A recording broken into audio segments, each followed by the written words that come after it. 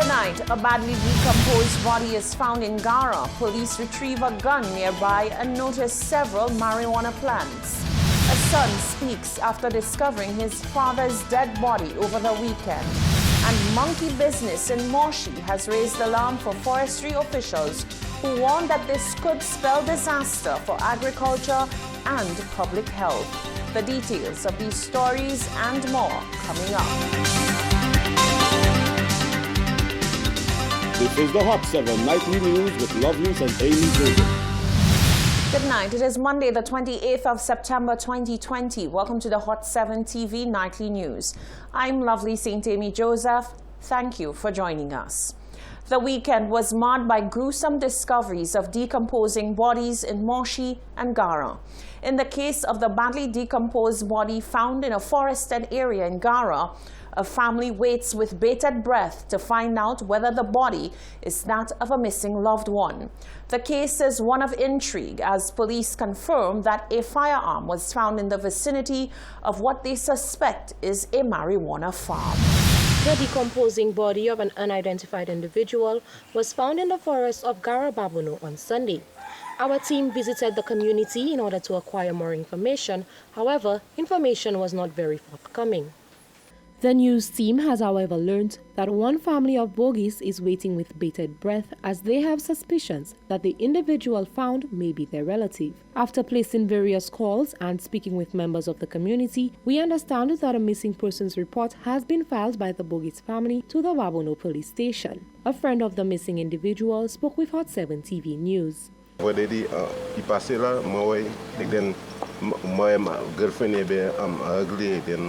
Il a people there, then c'est dernier mot parole moi ça aborté. Moi c'est gars était pas ça timbang. Et then il toujours quand moi c'est un foyer because qu'il pour moi. Oui, dit moi n'importe ça moi veut point mais moi pas ready. Qu'à point dernier il va boire les pani. Et then il toujours quand moi qu'il pour moi. Oui. Quand ça fait là pas tout le monde qui a dit quoi manière oui yeah pourquoi quoi ça monde qui tue bah comme ça because sans couvert moi toujours quand ouais là différents monde ça camarades différents gens whatever can check li.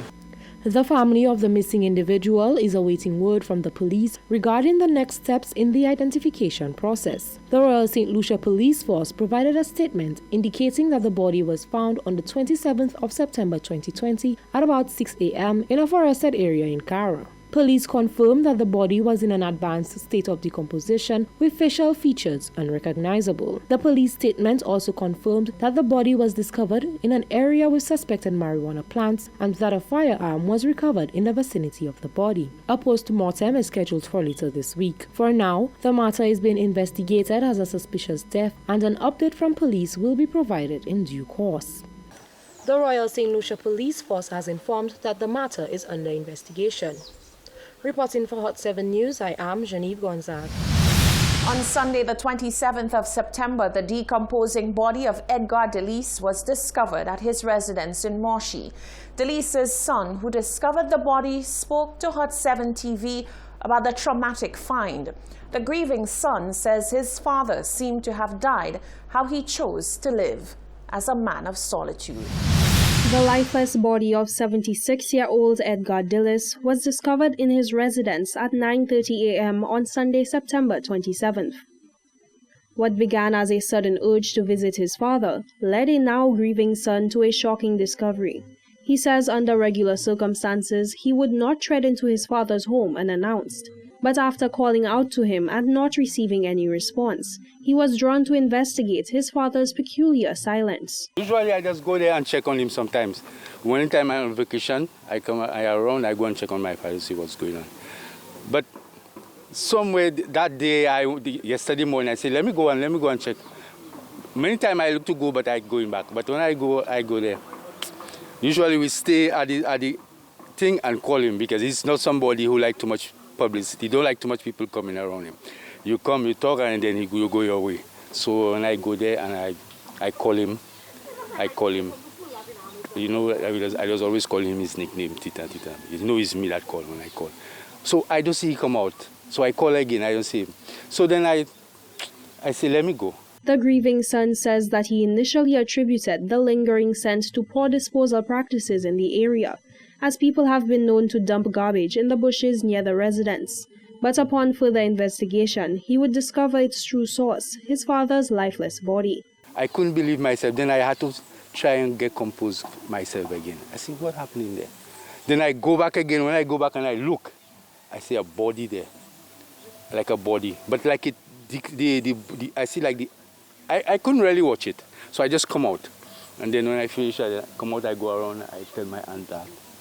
I see, well, I see something there. I don't know what it is, because I couldn't really watch and see what. So then I go, I call my other brothers and my brothers on the other side. I go, I tell my sister that, and then tell him, let's go.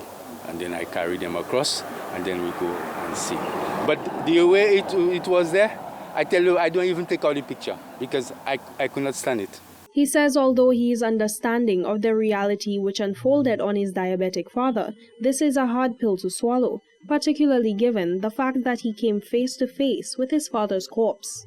But that hurts me to see he could die that way. But he was somebody, he did not like people, too much people coming around him. Because a certain experience he had, he don't like much people around him. But that one, I couldn't stand this one. It happened, but I just... There is currently no indication as to when Dillis passed away. However, eyewitness accounts say that the body was already decomposing. A post-mortem examination is scheduled for later this week. Jacques Wooding, Hot 7 News. Following the discovery of the body of a woman at VG, another body was discovered in a separate incident at Cul-de-Sac Bay. The first body, discovered on Friday, has been identified as that of Lorena Daniel of Tiroche Castries. The second body was found on Saturday and was identified as that of Fernand Emmanuel, believed to be in his 60s. A friend of the family, as well as the individual who made the discovery, spoke to Hot 7 TV News. I look out in the sea and I see the dead body floating there, so I tell the fellas them, I see a dead body in the sea, to see, well, if anybody would check on it to go and remove the body or something. But I see nobody, I make no effort. But did I really know who it was? I didn't know who it was, but I saw somebody come there this morning. A fellow that's going to message for me. And I seen like from the back of his head, looking like him. So I say, if he come there this morning and that looking like him there, maybe he could still have a little life in him. So I jump on my kayak and I go and I hold him at the back of the shirt and lift up. Then I see is a wellness center patient, and he normally comes around here, and he do a little odd job like help the fellas with the colds, and sometimes he go and buy ice for me and thing. So when I see was him, I remember seeing him coming in the afternoon about after 6. But walking real slow, you know, because I don't know what injection they give them, they're walking a kind of way slow. Vendredi après-midi, moi monsieur passé ici à Baïbo, 3 heures comme ça, il descend dans la mer. Mais moi ça, monsieur j'ai sorti là, c'est malade, les gars, il va mettre de manière comme ça. So, il descend dans la mer, moi je battais là, parce que samedi, pas de l'église, moi j'étais ingénieur. Mais monsieur, c'est non, il pas de faire personne là. Il dit qu'il a fait commission mon bayo. Donc après faire commission, il a chargé bagay, porter bayo. Bye mon, just ever said. Mais tant de monsieur passé. On juste regarder comme qu'on y est, because les mon regarder pas puis manger. Chaque bail un pain puis manger, chaque bail un petit plat manger puis manger. Mais à part de ça, on pas regarder monsieur qu'on vient quand monde. Parce que de l'air, c'est bon la mer l'homme. De l'air peut-être ne pas ça qui arrive bon la mer. Mais c'est là il y a l'homme, il y a d'antique qui est là. À part de ça, même pas ça du jabot. Following a weekend of news of discoveries of dead bodies and suspicious deaths, members of the public are calling for people to love thy neighbor as thyself and to check in on them from time to time. Over the weekend, the island was hit with a series of unfortunate news regarding discoveries of dead bodies. 2 bodies were discovered at sea. 1 individual was found decomposing in his residence, and another decomposing body was found in a forested area. Members of the public are asking that St. Lucians exhibit more empathy. One resident of Babono, Sophia Lubren, says she cannot begin to fathom the amount of hurt that members of the families who lost loved ones over the weekend are feeling right now. I don't feel good at all. I live here, but I'm a resident of here. But I'm not from the area. It has 17 years I've been resigning here. I know the guy very good. I knew his mother. She baptized my child. But knowing I have boys or I have children, it hurts very much. And I could imagine for the sister and the other brothers, in fact, the immediate relative, how they are feeling right now. It has broken, yes. She says she is hopeful that members of the public can come to the assistance of the Royal St. Lucia Police Force in uncovering the circumstances surrounding the cases that are still shrouded in mystery. Nobody knows whatever happened. But if anything comes up, I hope that the police can get through with their work and nobody will intervene. And whoever knows anything would come forward to help the police. It's time that justice come forward. A young farmer appealed to members of the public to be each other's keeper and look out for each other. He says with such an approach, he believes the levels of crime on the island will be quelled. Well, there is a lesson for the rest. Check it, like what I can say. If each of us, if like me as I'm a farmer, you check it, if all of us put our hands together, then things that will happen. We should look out for each other, then the crime can stop and thing. Anyone with information relating to the cases should contact the nearest police station. Reporting for Hot 7 News, I am Genevieve Gonzague. Thank you, Genevieve.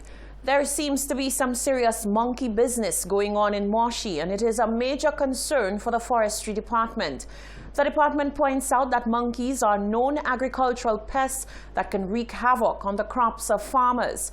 Monkeys are also known to be transmitters of infectious diseases. The 2 species of monkeys on island have been identified as the green monkey and the tufted capuchin monkey.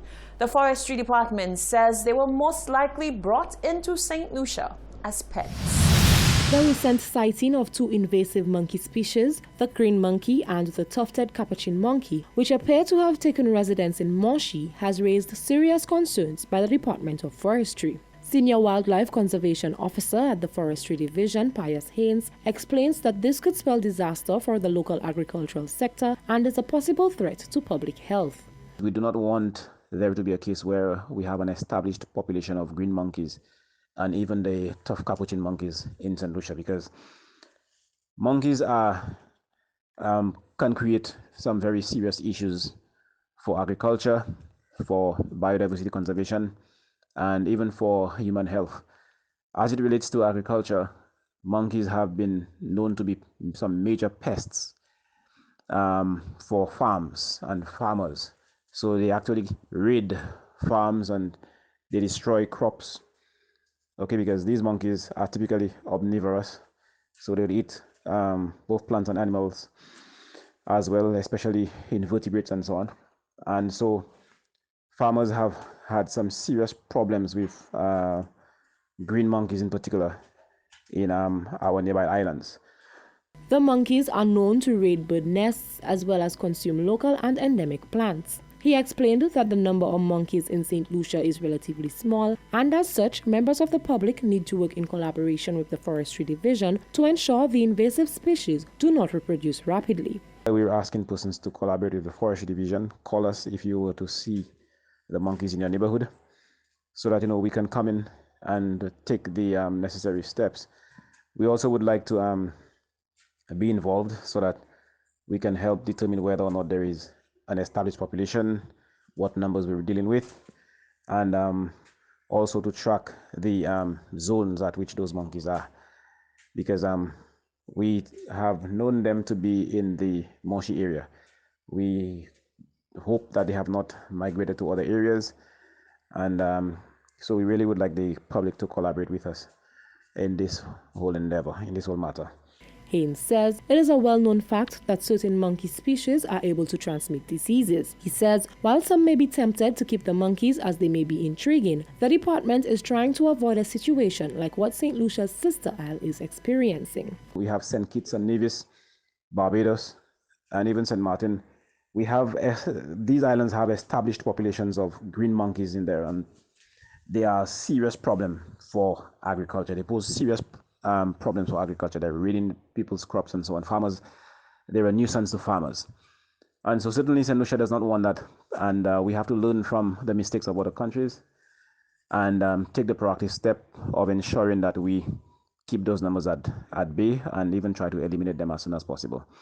He is appealing to members of the public who see the monkey to not scare them off but rather contact the Forestry Division. He says the division may have no option but to cull the monkeys if there is an established population. Reporting for Hot 7 News, I am Genevieve Gonzaga. You're watching the Hot 7 TV Nightly News. Still to come, Trinidad makes a big announcement about 2021 Carnival. What's up with the weather? The Met Service Director says stay on the alert during this ongoing hurricane season. And banks take the decision to extend moratoriums on loans for up to 12 months. Catch the details after the break.